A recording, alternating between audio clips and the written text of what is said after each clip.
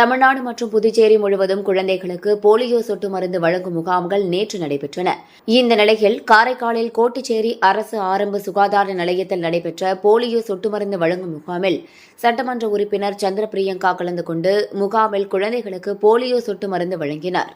அப்போது ஒரு குழந்தை கசக்கிறது என்று கூறிய போது, அதான் நானும் சொல்றேன், மருந்துல சுகர் போட்டு தரமாட்டாங்கன்னு கம்ப்ளைண்ட் பண்ணலாமா என்று நகைச்சுவையாக பேசி குழந்தையை சிரிக்க வைத்தார்.